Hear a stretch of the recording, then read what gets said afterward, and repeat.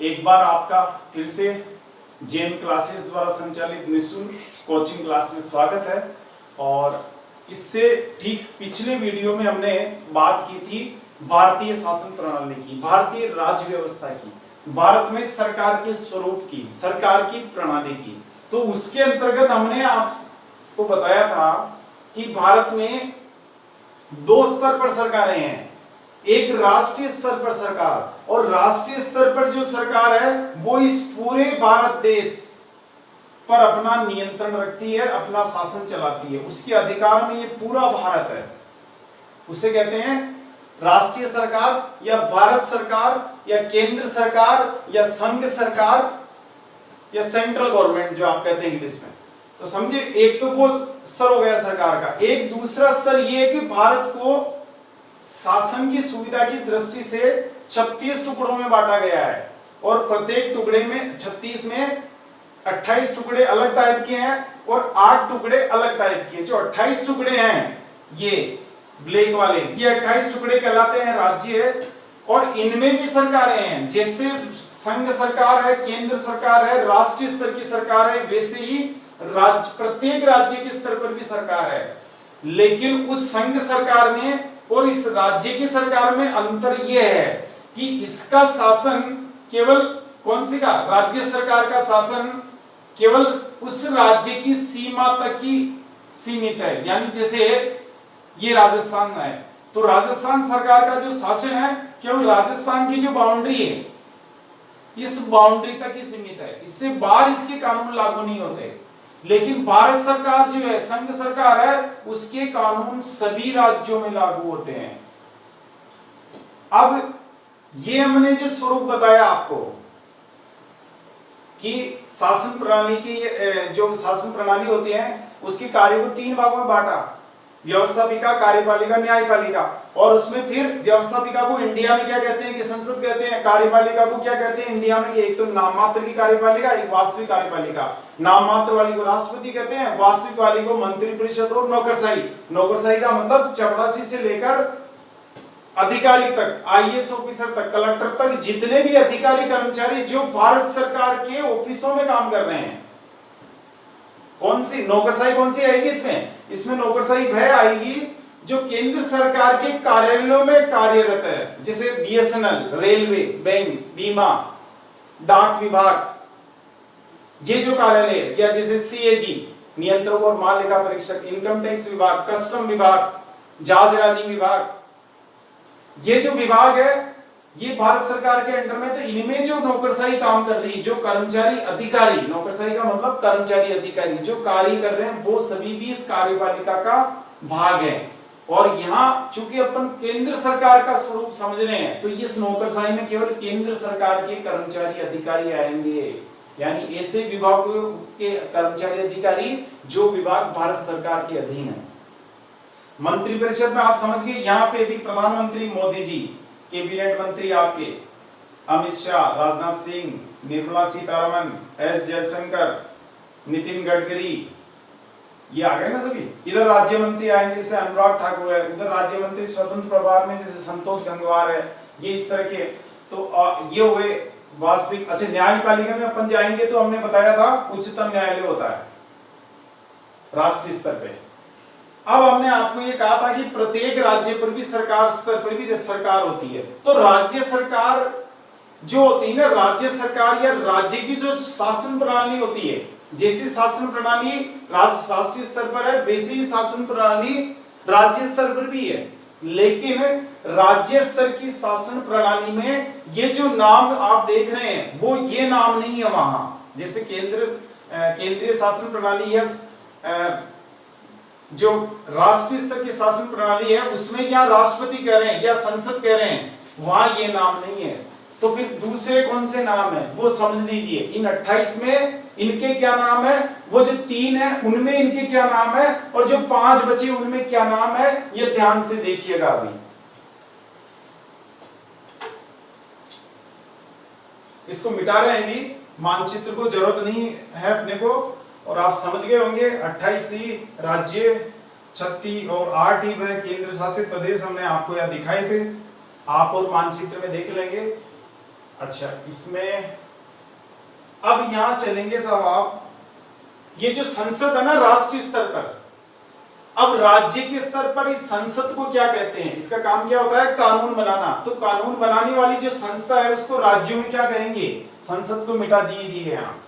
यहां आएगा विधानमंडल। क्या नाम आएगा, विधानमंडल। विधानमंडल लिख दिया ना आपने। अब चलेंगे नीचे।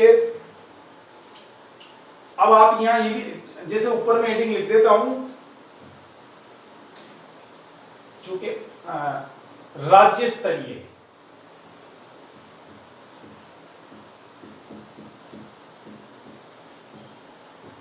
अब अपन कौन सी शासन प्रणाली पढ़ रहे हैं, राज्य स्तरीय। पहले हमने केंद्र स्तरीय या राष्ट्रीय स्तरीय शासन प्रणाली पढ़ी थी। क्योंकि भारत में शासन के दो स्तर है, दो लेवल है। एक लेवल राष्ट्रीय स्तर, जो राष्ट्र लेवल, राष्ट्र का, पूरे राष्ट्र का, पूरे भारतवर्ष का, और एक लेवल है जो केवल राज्य तक ही सीमित है।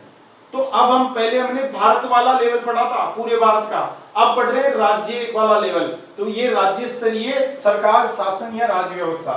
तो इसके अंतर्गत जाएंगे, विधानमंडल कहेंगे यहाँ।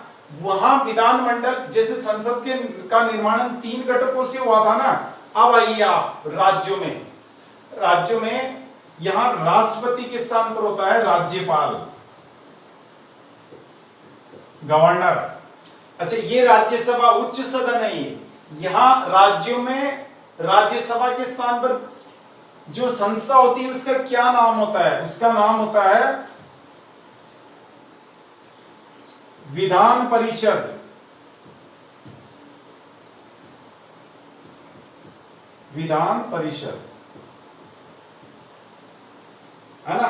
अब लोकसभा, जैसे वहां लोकसभा है राष्ट्रीय स्तर पर, केंद्र सरकार में या केंद्रीय शासन प्रणाली में, वैसे ही राज्यों में लोकसभा के बजाय क्या नाम होता है, विधानसभा। ये विधानसभा होती है यहां, ठीक है।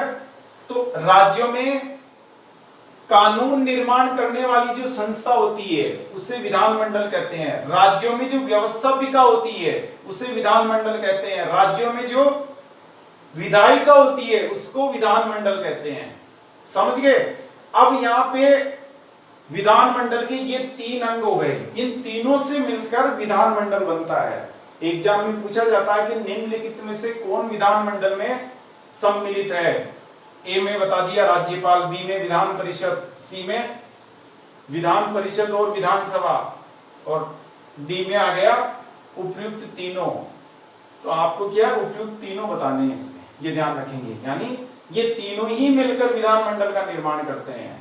केवल विधानसभा और विधान परिषद से विधानमंडल नहीं बनता है, ये भी शामिल होता है इसमें। क्योंकि विधानमंडल का काम है कानून बनाना। तो जब कानून बनता है तो विधानसभा से पारित होना चाहिए प्रस्ताव, विधेयक, विधान परिषद से भी पारित होना चाहिए, और उसके बाद राज्यपाल के हस्ताक्षर होते हैं, तभी वह विधेयक फिर कानून बनता है। विधेयक किसमें कन्वर्ट होता है, अधिनियम में, कानून में। तो राज्यपाल का भी इसमें महत्वपूर्ण रोल है। अब इसमें आगे पढ़ेंगे अपन।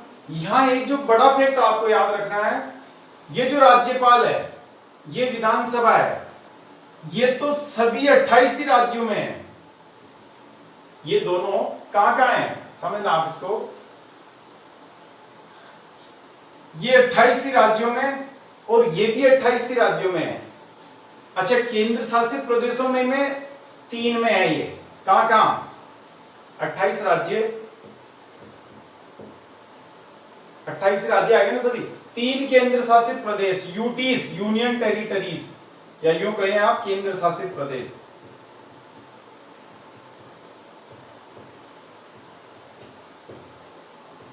अब ये 3 कौन कौन से केंद्र शासित प्रदेश जहां विधानसभा है? जम्मू कश्मीर, जिसे जम्मू कश्मीर, नीचे आएंगे दिल्ली और पुडुचेरी। ये 3 केंद्र शासित प्रदेश ऐसे हैं जहां विधानसभा पाई जाती है। प्लस 28 राज्य, यानी विधानसभा कितने में हो गई। आपसे कोई पूछ ले कि अच्छा बताइए भारत में कुल कितनी विधानसभाएं हैं, तो क्या बताएंगे 31 राज्यसभाएं विधानसभाएं हो गई ना। हाँ, और आपसे पूछ रहे कि चलो ये बताइए भारत के कितने केंद्र शासित प्रदेशों में विधानसभाएं हैं, तो 3 में है। जम्मू कश्मीर अभी है नहीं, लेकिन चूंकि पुनर्गठन तो हो गया है इसका, 5 अगस्त 2019 को जो अधिनियम पारित हुआ उसके तहत पुनर्गठन कर दिया, तो उसमें विधानसभा का प्रावधान रखा हुआ है जम्मू कश्मीर में। तो जम्मू कश्मीर अब बन जाएगी यहाँ, दिल्ली में आई, पुडुचेरी में आई, ये विधानसभा है। और 28 राज्यों में तो है ही है। बाकी जो 5 केंद्र शासित प्रदेश बचे हैं ना, 5 आपके केंद्र शासित प्रदेश बचे, कौन से, जैसे ऊपर से चलेंगे लद्दाख, चंडीगढ़, इधर दादरा नगर हवेली दमन दीव, और फिर लक्षद्वीप, अंडमान निकोबार द्वीप समूह, तो यहां क्या है, इन 5 में ये नहीं है विधानसभा। ठीक है, अब चलेंगे राज्यपाल। राज्यपाल कहां कहां है, 28 में ही है। और वो जो 3 मैंने आपको बताए,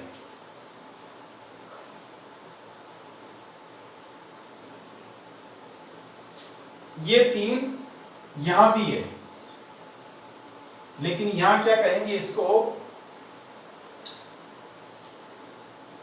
+3 है ना। अब ये 3 हो गए आपके, 3 यूटीज, यूटी बोलते हैं यूनियन टेरिटरीज, संघ राज्य क्षेत्र या केंद्र शासित प्रदेश, एक ही बात है। यूटी का मतलब आप समझना, कई बार इसे यूटी लिखा हुआ आ जाता है।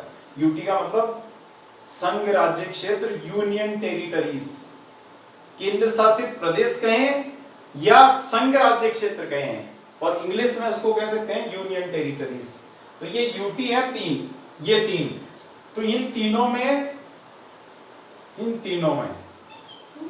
में भी क्या है, राज्यपाल है। लेकिन एक ध्यान रखेंगे, यहां राज्यपाल का नाम कुछ अलग है, और अलग है, क्या कहेंगे इसको, लेफ्टिनेंट गवर्नर।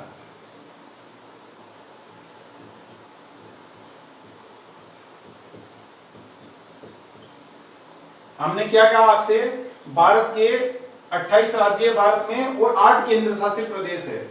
तो वहां पर विधानमंडल के नाम पर इन 36 ही इकाइयों में क्या क्या है, तो विधानमंडल के नाम पर जो राज्यपाल आता है, सबसे पहले तो राज्यपाल 28 राज्यों में है और 3 केंद्र शासित प्रदेशों में भी है। लेकिन वहां उन 3 केंद्र शासित प्रदेश जो ये है, जम्मू कश्मीर, दिल्ली, पुडुचेरी, यहां पर इसको राज्यपाल न कहकर, राज्यपाल का जो इंग्लिश एडिशन है उसको कहते हैं गवर्नर, इंग्लिश में गवर्नर कहते हैं इसको। तो यहां गवर्नर हो गया 28 राज्यों में। यहां क्या कहते हैं इन 3 में, लेफ्टिनेंट गवर्नर। एकदम ध्यान रखेंगे कि दिल्ली में राज्यपाल को क्या कहते हैं, जिससे राजस्थान में तो राज्यपाल कहेंगे, है ना, कलराज मिश्र को राज्यपाल कहते हैं। अब आप जैसे मान लो पुडुचेरी की बात करें, अब पुडुचेरी में राज्यपाल अभी किरण बेदी है वहां राज्यपाल, तो राज्यपाल नहीं कहकर वहां कहते हैं लेफ्टिनेंट गवर्नर, और शॉर्ट में इसको कहा जाता है, अखबार वाले लिखते हैं जिससे एलजी, बार बार एलजी शब्द आता है, लेफ्टिनेंट गवर्नर। तो ये ध्यान रखेंगे, तीनों में राज्यपाल को राज्यपाल न कहकर लेफ्टिनेंट गवर्नर कहेंगे। बाकी राज्यपाल की पोस्ट ये है, और इस लेफ्टिनेंट गवर्नर का भी वही रोल है जो इन राज्यपाल, दूसरे राज्यों में राज्यपालों का है। लगभग ये मानो कि और इसके पावर्स और ज्यादा होते हैं इन राज्यपालों की तुलना में। ये जो लेफ्टिनेंट गवर्नर होता है, इसके पावर्स अधिक होते हैं, समझिए ना। अभी आगे बताएंगे और अभी एग्जांपल से कि वो कैसे अधिक होते हैं। अब विधान परिषद की बात करें कि ये कहां है, हमने आपको विधानसभा बता दी 28 राज्यों में है और 3 केंद्र शासित प्रदेशों में विधानसभा है, बाकी 5 केंद्र शासित प्रदेशों में विधानसभा नहीं है।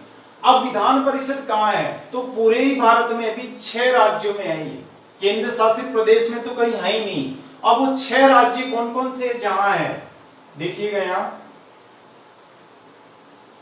भारत में विधान परिषद, ऊपर से चलेंगे उत्तर प्रदेश यूपी, फिर है बिहार, फिर चलेंगे महाराष्ट्र,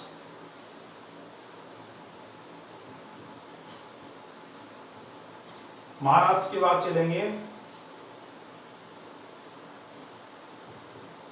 कर्नाटक, फिर चलेंगे आंध्र प्रदेश और उसके बाद चलेंगे तेलंगाना। ये भारत के 6 ऐसे राज्य हैं जहां विधान परिषद है। इट मींस क्या समझे आप, जहां विधानमंडल का दूसरा सदन है। तो फिर बाकी राज्यों में क्या स्थिति है? अच्छा, केंद्र शासित प्रदेश में तो कहीं है ही नहीं है।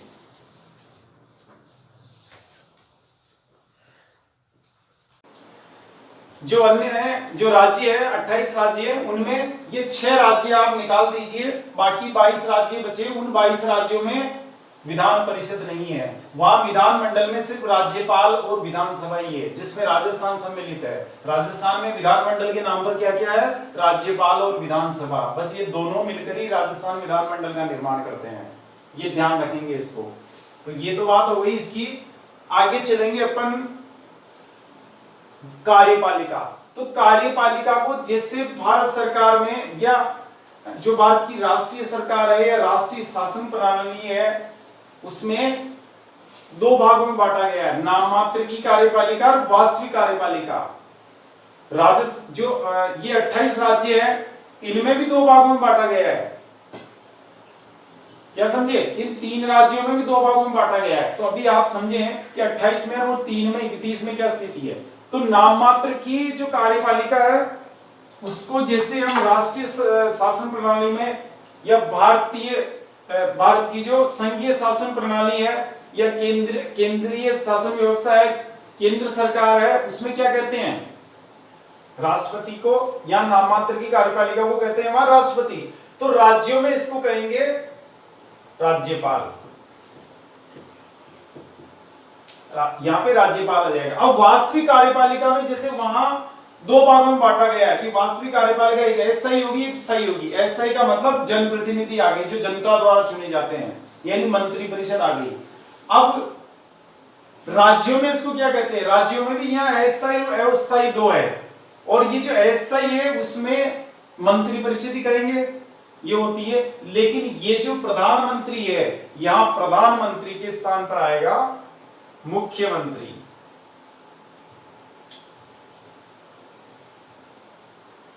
समझ गए ना? यहां मुख्यमंत्री आ जाएगा राज्यों में।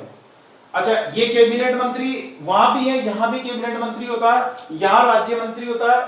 और यहां थोड़ा सा फर्क है। क्या फर्क है? कि ये जो राज्य मंत्री है ना, स्वतंत्र प्रभार, और राज्य मंत्री केवल राज्य मंत्री, ये दोनों एक ही होते हैं यहां। तो एक ही व्यक्ति के पास राज्य मंत्री का चार्ज भी होता है, राज्य मंत्री स्वतंत्र प्रभार का चार्ज भी होता है। जैसे अशोक चांदना, उनके पास 2 चार्ज है, 2 डिपार्टमेंट्स है, एक तो परिवहन मंत्रालय और एक खेल मंत्रालय। तो खेल मंत्रालय के तो वो स्वतंत्र मंत्री है, उनके ऊपर कोई मंत्री नहीं है। लेकिन परिवहन मंत्रालय में उनके ऊपर और मंत्री प्रताप सिंह काचरियावास, उनके अंडर में काम कर रहे हैं। समझे आप? इसका मतलब क्या हुआ कि वहां पे एक व्यक्ति के पास या तो स्वतंत्र प्रभार है, संतोष गंगवार है, उसके पास एक ही चार्ज है, एक डिपार्टमेंट, श्रम मंत्रालय पूरा का पूरा चार्ज है उसके, होल सोल इंचार्ज है उसके, वो स्वतंत्र मंत्री है, उनके ऊपर कोई मंत्री नहीं है, फिर सीधे प्रधानमंत्री है। और एक जैसे अनुराग ठाकुर है, उनके पास जो डिपार्टमेंट है वित्त मंत्रालय है उनके पास केवल, और वित्त मंत्रालय में वो अधीनस्थ मंत्री है। किसके अधीन है? निर्मला सीतारमण के। यहां ऐसा नहीं है। यहां अशोक चांदना के पास क्या स्थिति है कि वो ऐसे विभाग के मंत्री भी हैं जिसका उनके पास स्वतंत्र चार्ज है, खेल मंत्रालय, और एक ऐसा विभाग भी है जिसकी वो अधीनस्थ मंत्री है, जैसे परिवहन मंत्रालय। तो अब यहां क्या कहते हैं इनको? राज्य मंत्री। इसको थोड़ा सा कैटेगरी को चेंज करेंगे। राज्य मंत्री मय स्वतंत्र प्रभार,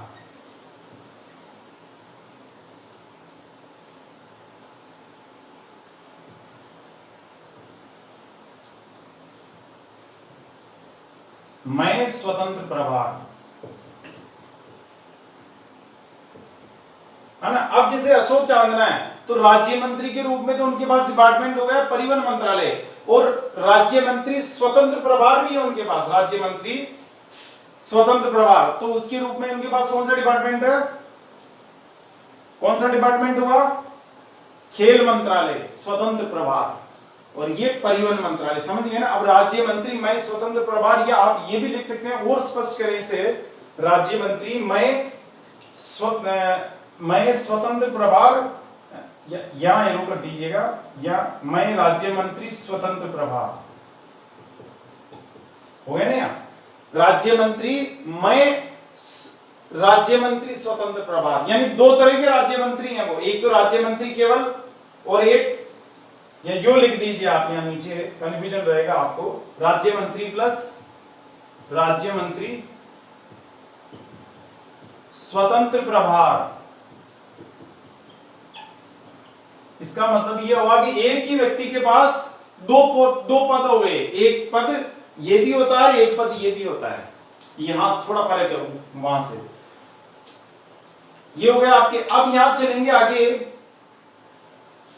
स्थायी कार्यपालिका के अंतर्गत नौकरशाही वहां भी है, यहां भी है। यहां भी चपरासी से लेकर आईएएस स्तर के जो अधिकारी होते हैं, जो अब कौन से ऐसे अधिकारी, जो ऐसे अधिकारी कर्मचारी आएंगे इसमें जो राज्य सरकार के विभागों में काम कर रहे हैं। मान लो कोई आईएएस ऑफिसर है, अगर वो जयपुर कलेक्टर लगा हुआ है तो राजस्थान सरकार की नौकरशाही मानेगा, वो इस राज्य स्तरीय शासन प्रणाली का अंग कहलाएगा अगर जयपुर कलेक्टर है। लेकिन उससे अगर कई बार क्या होता है, आईएएस अधिकारियों को केंद्र सरकार बुला लेती है वहां दिल्ली कि चलो अभी 2-3 साल हमारे यहाँ काम करो, डेपुटेशन बोलते हैं उसको, प्रतिनियुक्ति पे। तो जब वहां दिल्ली काम करेंगे वो, तो फिर वो राज्य स्तरीय शासन प्रणाली का अंग नहीं कहलाएंगे, उस वक्त वो संघीय शासन प्रणाली या राष्ट्रीय शासन प्रणाली या केंद्रीय शासन प्रणाली के अंग कहलाएंगे, क्योंकि वो केंद्र सरकार के अधीन जो डिपार्टमेंट है, मान लो पर्यावरण विभाग में लगा दिया तो उसमें काम कर रहे हैं ना, तो फिर क्या होगा कि वो केंद्र सरकार के अधीन आ गए, उस शासन प्रणाली का अंग हो गए। अब ये राज्य स्तरीय शासन प्रणाली का अंग नहीं होते, ये सिर्फ आईएएस अधिकारियों, आईपीएस अधिकारियों और आईएफएस अधिकारियों, कौन से आईएफएस का मतलब इंडियन फॉरेस्ट सर्विस, इनके मामले में लागू होता है। ये क्या है, कभी केंद्र सरकार के अधीन तो कभी राज्य सरकारों के अधीन घूमते रहते हैं ऐसे, है ना। तो ये जब कभी इधर काम करते हैं इनके अधीन, कभी वहां काम करते हैं उनके अधीन, इसलिए ये कभी राज्य स्तरीय शासन प्रणाली के अंग होते हैं तो कभी संघीय शासन प्रणाली के अंग होते हैं। ये थोड़ा ध्यान रखेंगे। बाकी जो कर्मचारी चपरासी से लेकर कलेक्टर तक सभी आ गए, कौन से, सब आ गए, जितने डिपार्टमेंट्स राज्य सरकार के, शिक्षा विभाग, पंचायत राज विभाग, राजस्व विभाग, बिजली विभाग, जलदाय विभाग, परिवहन विभाग, खेल विभाग, चिकित्सा विभाग, सारे के सारे कर्मचारी, अधिकारी, डॉक्टर, नर्स जो भी आपको दिख रहे हैं अभी, वो सारे के सारे इस नौकरशाही में सम्मिलित है। वो राज्य स्तरीय वास्तविक कार्यपालिका के अंग है। कौन सी, स्थायी कार्यपालिका। अब यहां एक फैक्ट आपको, हालांकि मैं जब आपको कार्यपालिका पढ़ाऊंगा तो एकदम डिटेल में पढ़ेंगे अपन इसको, तो नौकरशाही में यहां सबसे बड़ा अधिकारी कौन होता है, राज्य स्तर पर मुख्य सचिव, चीफ सेक्रेटरी। और केंद्र स्तर की बात करें तो भारत का सबसे बड़ा नौकरशाह या भारत का सबसे बड़ा अधिकारी कौन होता है, कैबिनेट सचिव, कैबिनेट सेक्रेटरी, राजीव गौबा है जो है अभी। तो वो क्या समझे आप, केंद्रीय स्तर पर सबसे बड़ा नौकरशाह होता है कैबिनेट सचिव, ये उसकी पोस्ट का नाम है, और राज्य स्तर पर सबसे बड़ा नौकरशाह होता है मुख्य सचिव। ये अपन इसको पढ़ेंगे एकदम जब कार्यपालिका को, मैं ये सब डिटेल में पढ़ाऊंगा आपको। अभी अपन आउटलाइन पढ़ रहे हैं भारतीय शासन प्रणाली की, बाहरी रूपरेखा कैसे देखने पे कैसे लगती है, इस तरह लगती है जो लग रही है आपकी। आप इसके अंदर अभी डीप में जाएंगे हम, तो आप अच्छे से और समझ जाओगे। तो कार्यपालिका के नाम पर राज्यों में ये स्थिति होती है। अब मैं आपको ये कहना चाहता हूं यहां पर कि भारत के 28 ही राज्यों में तो ये स्थिति है जो मैंने यहां लिखी है अभी, है ना। अब यहां क्या है, तो बाकी 8 बचे आपके केंद्र शासित प्रदेश। तो 8 केंद्र शासित प्रदेशों में ये जो राज्यपाल है ना, यहां आएगा, केंद्र शासित प्रदेशों की बात कर रहा हूं मैं अब, तो यहां पे आएगा यूटीज में 28 राज्यों में, ये नाम तो है 28 राज्यों में, और 3 यूटीज में या 3 संघ राज्य क्षेत्रों में या 3 केंद्र शासित प्रदेशों में 3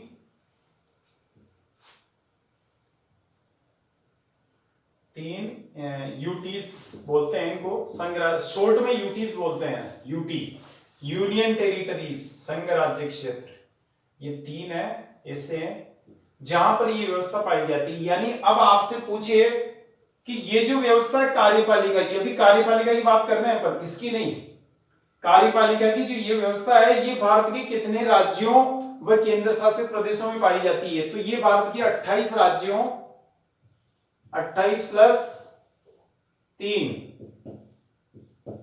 31 में, तो 3 यूटी और ये स्टेट हो गए ना, राज्य।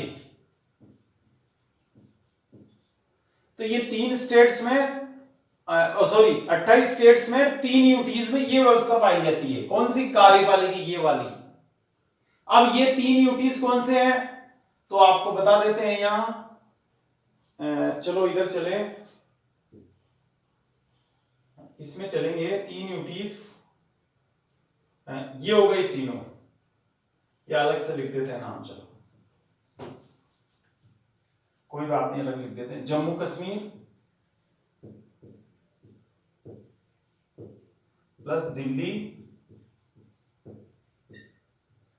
प्लस पुडुचेरी, दिल्ली आगे लिखेंगे इसको प्लस पुडुचेरी। ये जो 3 यूटीज है यहां प्लस 28 राज्यों में ये की व्यवस्था पाई जाती है सारी सेम। अब ये 3 यूटीज में क्या आगे यहां और तो सब योग्य कहलाएंगे, वहां भी है ना, प्रधान मुख्यमंत्री भी होगा, कैबिनेट मंत्री भी होगा, राज्य मंत्री भी होगा। अच्छा एक बात बता दूं मैं आपको, कैसे कार्यपालिका में बढ़ाएंगे आपको, मुख्यमंत्री के बाद कई राज्यों में उप मुख्यमंत्री भी होता है, जैसे राजस्थान में सचिन पायलट, तो वो यहां आएंगे, वो भी कैबिनेट मंत्री और मुख्यमंत्री के बीच वाली पोस्ट होती है उप मुख्यमंत्री की, तो वो यहां पे आती है, तो वो भी मंत्रिपरिषद के अंग होते हैं। और मंत्रिमंडल किसे कहते हैं, वैसे इसको और डिटेल में पढ़ाएंगे। मंत्रिमंडल का मतलब होता है मुख्यमंत्री और कैबिनेट मंत्री, ये दोनों मिलाकर मंत्रिमंडल कहलाते हैं। मंत्रिमंडल में राज्य मंत्री नहीं आते, समझे। और यदि उप मुख्यमंत्री है तो उप मुख्यमंत्री भी राज्य इसमें मंत्रिमंडल में आएंगे। तो मंत्रिपरिषद और मंत्रिमंडल में क्या अंतर हो गया, मंत्रिपरिषद में तो सभी मंत्री आते हैं और मंत्रिमंडल में केवल मुख्यमंत्री और कैबिनेट मंत्री आते हैं। और यदि किसी राज्य में उप मुख्यमंत्री हो तो वो भी इसमें मंत्रिमंडल में ही सम्मिलित किए जाते हैं, ये आप याद रखेंगे। तो भारत के 28 राज्यों और 3 केंद्र शासित प्रदेशों में यह व्यवस्था पाई जाती है कार्यपालिका की। एक अंतर है कि ये जो 3 केंद्र शासित प्रदेश है वहां राज्यपाल को राज्यपाल न कहकर उसको कहते हैं लेफ्टिनेंट गवर्नर। क्या कहेंगे उसको? कहेंगे लेफ्टिनेंट गवर्नर, है ना, एलजी। इसको क्या कहते हैं? Lieutenant governor, LG. क्या नाम है? ये लेफ्टिनेंट गवर्नर। यानी इन तीनों के जो राज्यपाल है इनको लेफ्टिनेंट गवर्नर कहते हैं, ये फर्क है। बाकी कार्यपालिका की स्थिति ये की यही है। तो 28 से 3 31 में तो ये हो गई। तो बाकी 5 में क्या स्थिति? अभी 5 और बच गए ना अपने पास केंद्र शासित प्रदेश।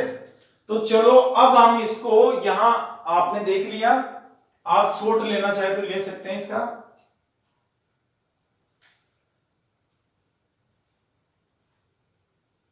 अब जैसे आगे चलेंगे तो इसमें हम मिटा देते हैं इसको,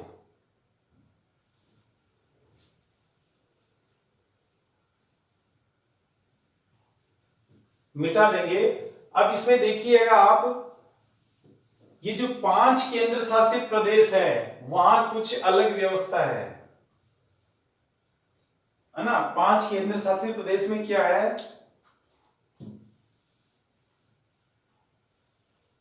वहां पर वास्तविक कार्यपालिका एक ही होती है। वास्तविक, ये यूं कहें कि वहां कार्यपालिका के नाम पर क्या होता है कार्यपालिका के नाम पर? देखो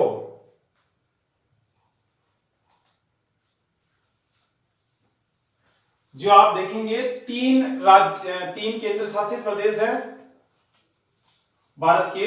यहां पे तो पाया जाता है प्रशासक कौन कौन से? चंडीगढ़, दादरा नगर हवेली व दमन दीव। एक ही है या आजकल दोनों ही? ये दोनों एक हो गए। पहले दो अलग अलग केंद्र शासित प्रदेश हुआ करते थे, अभी एक ही है ना? तो चंडीगढ़ प्लस दादरा नगर हवेली प्लस लक्षद्वीप। यहां पे तो प्रशासक कहते हैं, यहां पर कार्यपालिका के नाम पर क्या होता है? प्रशासक होता है। जनरली जो रिटायर्ड आईएएस ऑफिसर होते हैं, आईपीएस ऑफिसर्स होते हैं, उनको यहाँ प्रशासक लगा देते हैं, एडमिनिस्ट्रेटर। और बाकी जो बचे हैं ना, तीन ही हो गए। अब आपके बच गए दो और, वहां लेफ्टिनेंट गवर्नर होता है, लेफ्टिनेंट गवर्नर कार्यपालिका के नाम पर। यानी पांच, मैं क्या बता रहा हूं आपको कि कार्यपालिका के नाम पर इन 5 यूटीज में क्या होता है? तो 3 में तो प्रशासक होता है और बाकी 2 बच गए। 2 कौन से? अंडमान निकोबार द्वीप, अंडमान निकोबार द्वीप।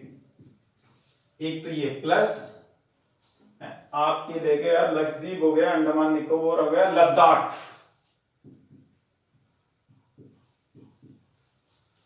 समझिएगा इसको। कार्यपालिका की बात कर रहे हैं अपन, तो कार्यपालिका के नाम पर 3 यूटीज जो है, 3 जो केंद्र शासित प्रदेश है, 3 जो यूनियन टेरिटरीज है, चंडीगढ़, दादरा नगर हवेली व दमन दीव प्लस लक्षद्वीप, ये तीनों में प्रशासक होता है। ये प्रशासक ही वहां मुख्यमंत्री को, इसको या इसको राज्यपाल को, कुछ भी कहो, ये प्रशासन का हेड होता है वहां। अच्छा, वहां पे मुख्यमंत्री, मंत्रिपरिषद ये नहीं होती। इन 5 यूटीज में क्या स्थिति है? यहां मैंने लिख दिया आपको, यहां ये 5 यूटीज में, तो ये 5 यूटीज में ये व्यवस्था पाई जाती है। इनमें 3 में ये प्रशासक होते हैं, 3 में, और 2 में होते हैं लेफ्टिनेंट गवर्नर। समझ गए ना? ये 2 में लेफ्टिनेंट गवर्नर होंगे। हालांकि इनमें भी लेफ्टिनेंट गवर्नर है, लेकिन यह लेफ्टिनेंट गवर्नर के साथ साथ विधानसभा भी है ना? यहां विधानसभा भी है इन 3 में, लेकिन यहां विधानसभा नहीं है इनमें। इनमें किसी में विधानसभा नहीं है, और जब विधानसभा नहीं है तो मुख्यमंत्री भी नहीं है वहां। भाई विधानसभा कहां होगी? जहां विधानसभा होगी वहीं तो मंत्रिपरिषद होगी। तो विधानसभा नहीं है तो मंत्रिपरिषद नहीं है, न मुख्यमंत्री है, न कैबिनेट मंत्री है, न राज्य मंत्री है। वहां कार्यपालिका के नाम पर क्या है? प्रशासक है 3 में, इनमें 2 में लेफ्टिनेंट गवर्नर है। ये याद रखेंगे आप। तो अब इसमें ये तो बात होगी कार्यपालिका की, कि कार्यपालिका की स्थिति भारत के विभिन्न राज्यों और केंद्र शासित प्रदेशों में क्या स्थिति है। और विधायिका, विधानमंडल के मामले में विभिन्न राज्यों और केंद्र शासित प्रदेशों यानी 36 जो निकाय है उनकी क्या स्थिति है। तो ये विधानमंडल तो कितने में हो गया? यानी विधानमंडल कितने में हुआ? विधानमंडल कितने राज्यों में हुआ? आपके हो गए 28 हो गए ना पूरे, और 3 यूटीज में हुआ। विधानमंडल के नाम पर ये 3 यूटीज में हुआ। तो इसका मतलब हुआ कि ये 31 में, अब 31 की डिटेल आप लिख देंगे इसमें, 28 प्लस 3 31 में है। यानी इसका मतलब क्या हुआ कि जो 5 बचे वहां विधानमंडल के नाम पर कुछ नहीं है। इसका मतलब क्या हुआ? ये जो 5 यूटीज है, ये 3 प्लस 2 5, यहां विधानमंडल के नाम पर कुछ भी नहीं है। लिख लीजिएगा, भारत के 5 केंद्र शासित प्रदेश, लद्दाख, अंडमान निकोबार द्वीप समूह, लक्षद्वीप, दादरा नगर हवेली और दमन दीव और चंडीगढ़, ये 5 ऐसे यूटीज है, ऐसे केंद्र शासित प्रदेश है जहां विधानमंडल के नाम पर कुछ नहीं है। न वहां लेफ्टिनेंट गवर्नर है, न विधान परिषद है, न विधानसभा है। लेफ्टिनेंट गवर्नर है इनमें 2 में, अंडमान निकोबार लद्दाख में, लेकिन वो किस रूप में है? वो कार्यपालिका के रूप में है। कानून बनाने का काम नहीं होता इन 5 में। क्या समझे? इन पांचों ही यूटीज में, केंद्र शासित प्रदेशों में कानून बनने का काम होता ही नहीं। ये दिल्ली जो भारत की राष्ट्रीय सरकार है या संघ सरकार है, केंद्र सरकार है, उसके अधीन है। तो ये क्या होता है कि इनके कानून बनाने का काम संसद करती है। कोई सा भी कानून बनना होता है, जैसे अंडमान में कोई कानून बनना, लद्दाख में बनना है, या चंडीगढ़ में बनना है, लक्षद्वीप में बनना है, इनके मामले में बनना है कोई कानून, तो कौन बनाएगी? संसद बनाती है ना, वहीं से बन के आएगा कानून। तो आप समझे ना, विधानमंडल के नाम पर इन पांच में कुछ भी नहीं है, तीनों ही संस्थाएं नहीं है। और कार्यपालिका के नाम पर यहां है कुछ, तो क्या है कि मुख्यमंत्री ये तो नहीं है, मंत्रिपरिषद नहीं है, और ये प्रशासक और लेफ्टिनेंट गवर्नर है। अच्छा, इसमें एक बात बता दूं आपको मैं, यहां नौकरशाही भी है, नौकरशाही है, लेकिन नौकरशाही को जनरली क्या है कि केंद्र सरकार के अधीन माना जाता है। जो केंद्र सरकार के जो वो होते हैं ना, वो जनरली उनको लगाया जाता है यहाँ पे, उनके विभागों के अधीन। तो नौकरशाही आप कह सकते हैं। वैसे नौकरशाही यहां है, तो आप इसको, ये भी, ये नौकरशाही का हिस्सा, क्योंकि ये सब क्या होते हैं, ये प्रशासन, या नौकरशाही कर सकते हैं आप। जैसे अपन ने कार्यपालिका का किया ना विभाजन, तो कार्यपालिका इनमें अस्थायी में, अस्थायी में तो आ गया आपके ये अस्थायी में तो ये लोग आ गए सभी, है ना, प्रशासक और लेफ्टिनेंट। और स्थायी में आ गए आपके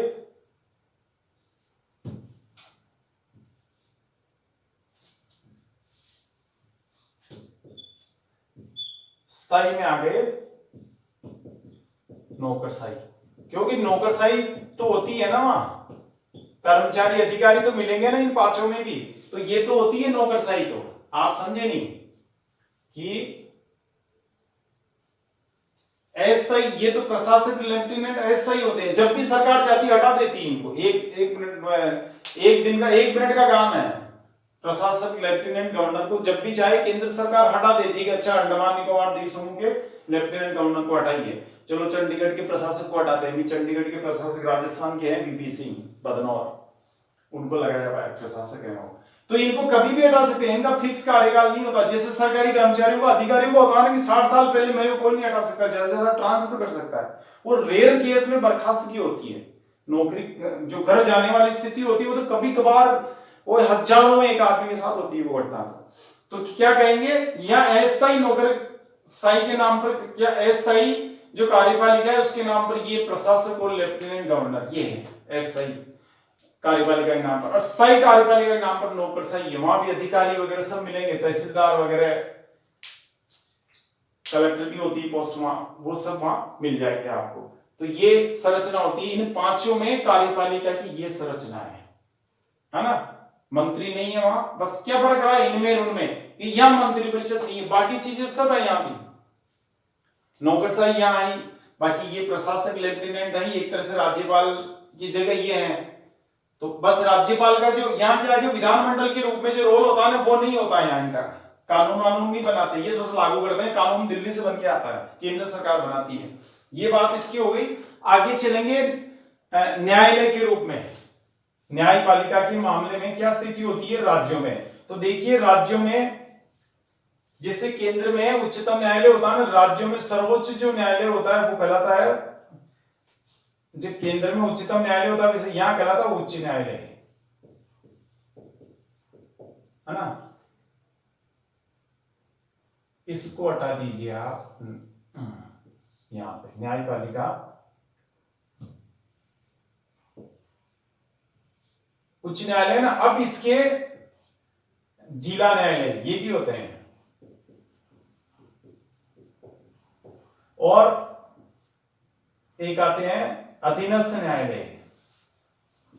तहसील और उपखंड स्तर के जो न्यायालय होते हैं उनको अधीनस्थ न्यायालय बोलते हैं। तो ये न्यायपालिका में क्या क्या होता है? राज्य स्तर पर उच्च न्यायालय होता है सबसे बड़ा, फिर जिला न्यायालय होता है, फिर अधीनस्थ न्यायालय होता है। वैसे न्यायपालिका जो भारत की न्यायिक प्रणाली है उसकी विशेषता ये है कि ये जुड़ी हुई है, एकीकृत है। मतलब ये ऐसा नहीं कि इस उच्च न्यायालय का या इन न्यायालयों का इससे कोई जो सुप्रीम कोर्ट आया अभी, सुप्रीम कोर्ट आया उससे कोई लेना देना नहीं, ऐसा नहीं है।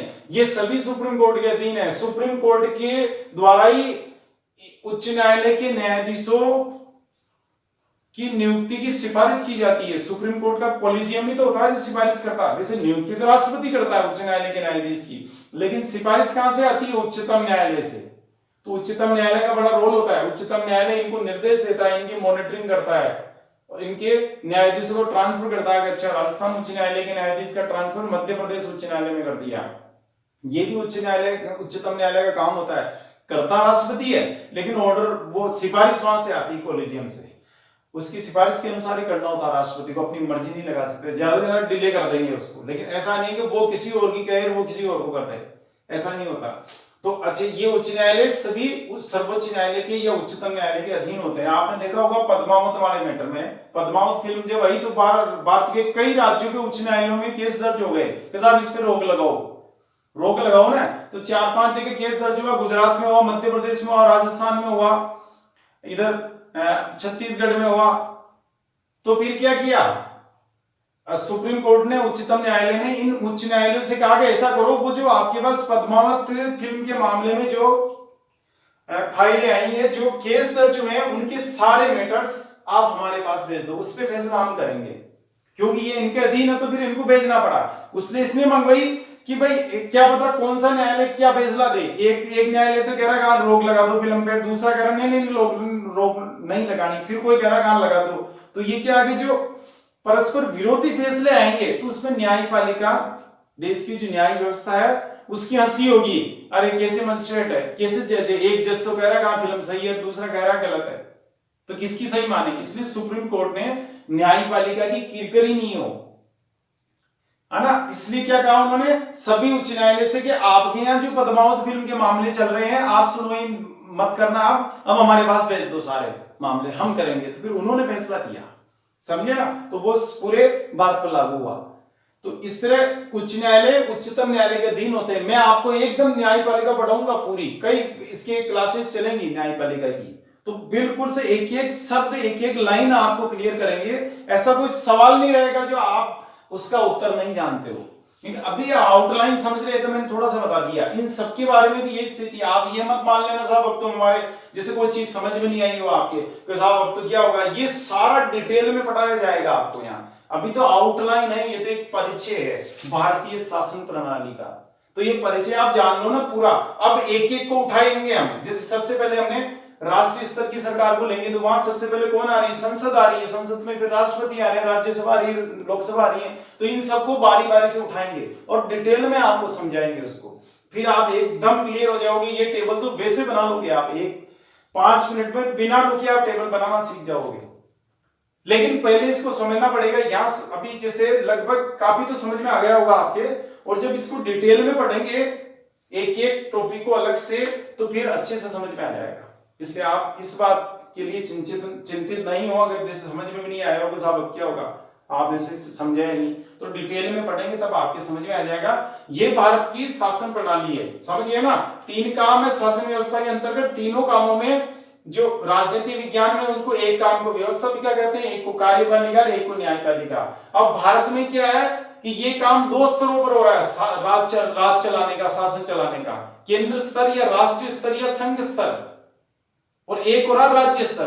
तो संघ स्तर वाली शासन प्रणाली को कहते हैं, वहां की शासन व्यवस्था क्या कहेंगे, केंद्र सरकार, संघ सरकार, वहां की सरकार संघ सरकार, राज्य स्तर की सरकार राज्य सरकार। तो राज्य सरकार को जैसे जिस राज्य की सरकार है उस राज्य के नाम से पुकारी जाती है, राजस्थान सरकार, मध्य प्रदेश सरकार। अब मंत्री वहां भी होते हैं यहां भी होते हैं। तो वो केंद्र सरकार का मंत्री है डॉक्टर हर्षवर्धन, केंद्रीय चिकित्सा मंत्री बोला जाता है ना। डॉक्टर रघु शर्मा राज्य चिकित्सा मंत्री, राज्य कौन सा, राजस्थान के चिकित्सा मंत्री। और उनको क्या बोलते हैं, चिकित्सा मंत्री भारत सरकार। और ये कहलाते हैं चिकित्सा मंत्री राजस्थान सरकार, समझे। तो ये मंत्री वहां भी है यहां भी है, वहां राष्ट्रपति है यहां भी राज्यपाल है, वहां कानून बनते हैं, कानून यहां भी बनाया जाता है। और बनाने वाली संस्था ये है। अच्छा, लागू करने वाले वहां भी है यहां भी लागू करने वाले हैं। वहां कानून का उल्लंघन करने वाले लोग बैठे को, उल्लंघन करने वालों को सजा देने वाले लोग बैठे न्यायपालिका, उच्चतम न्यायालय। यहां भी है उच्च न्यायालय, जिला न्यायालय, अधीनस्थ न्यायालय। अब आप कहेंगे साहब फिर जब वहां भी सरकार है, यहां भी सरकार है, वो भी कानून बना रहे हैं, ये भी कानून बना रहे हैं, वो भी लागू कर रहे हैं, ये भी कर रहे हैं, यानी संसद भी कानून बना रही है, विधानमंडल भी कानून बना रहा है, राजस्थान की विधानसभा भी कानून बना रही है, लोकसभा, राज्यसभा, राष्ट्रपति भी कानून बना रहे हैं, तो फिर दोनों में टकराव नहीं होता क्या, संघर्ष नहीं होता क्या, विवाद नहीं होता क्या? विवाद नहीं होता, बिल्कुल। कारण यह है कि भारत की जो संविधान निर्माता थे उन्होंने दोनों के पावर्स बांट दिए, स्पष्ट रूप से उनके कार्य बांट दिए, शक्तियां बांट दी। केंद्रीय स्तर की सरकार थी या केंद्रीय स्तर की जो विधानमंडल थी या वहां की जो संसद है, केंद्रीय स्तर की विधानमंडल क्या कहते हैं, संसद को कह दिया कि आप कौन से कानून बनाओगे, कि मान लिया मिलिट्री से संबंधित कानून है, नौसेना से संबंधित कानून है, हवाई जहाज से संबंधित कानून है, रेलवे से संबंधित कानून है, या आयकर से संबंधित कानून है, वो आप बनाओगे। लेकिन मान लो रोडवेज की बस से संबंधित कानून बनाना है या ये जैसे क्या नाम इसको, कृषि पर आयकर होता है ना, उसके मामले में कानून बनाना तो आप बनाओगे।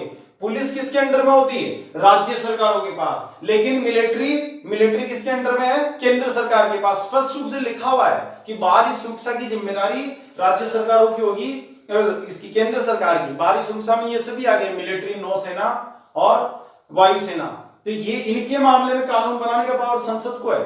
और जो पुलिस के मामले में कानून बनाना है वो पावर किसके पास है, वो राज्य सरकारों के पास है। पुलिस इसलिए राज्य सरकारों के अंडर में होती, तो टकराव होने का सवाल ही नहीं है, इसलिए टकराव नहीं होता इनमें। अच्छा, एक आप जैसे यूटीज में जाएंगे तो कुछ मामलों में ये अच्छा, मैं आपसे कह रहा था कि जैसे हमने अभी अब पढ़ेंगे आगे केंद्र राज्य संबंध, तो उसमें आपको स्पष्ट रूप से बताएंगे कौन कौन से विषय पर कानून वो बना सकते हैं, कौन कौन से विषयों पर नीचे वाली यानी राज्य सरकारें बना सकती है, राज्य के विधानमंडल बना सकते हैं, और कौन से विषयों पर कानून केंद्रीय विधानमंडल यानी संसद बना सकती है, और कौन से ऐसे विषय हैं जिन पर दोनों ही बना सकते हैं कानून, वो भी स्पष्ट रूप से संविधान में लिखे हुए हैं।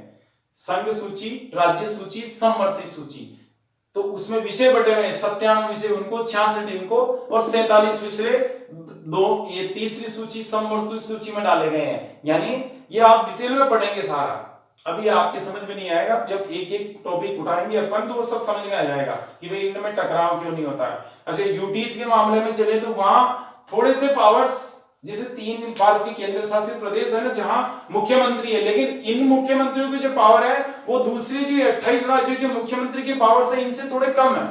जैसे दिल्ली में तबलीगी जमात का आयोजन हुआ तो आपने देखा होगा जिस व्यक्ति ने आयोजन किया, जो ऑर्गेनाइजर था, उसके खिलाफ मुकदमा दर्ज करने के लिए, एफआईआर दर्ज करने के लिए दिल्ली के मुख्यमंत्री अरविंद केजरीवाल ने किसको लिखा, वहां के लेफ्टिनेंट गवर्नर को, आप पुलिस को कहकर मुकदमा दर्ज करवाइए उसके खिलाफ। जबकि यही घटना अगर जयपुर में होती तो राजस्थान के मुख्यमंत्री यहाँ के राज्यपाल को नहीं लिखते कि आप उस व्यक्ति के खिलाफ, उस आरोपी के खिलाफ मुकदमा दर्ज करवाइए पुलिस को कहकर, वो खुद ही कह देते पुलिस को, क्योंकि पुलिस इनके अंडर में है, राजस्थान के मुख्यमंत्री के अंडर में पुलिस है।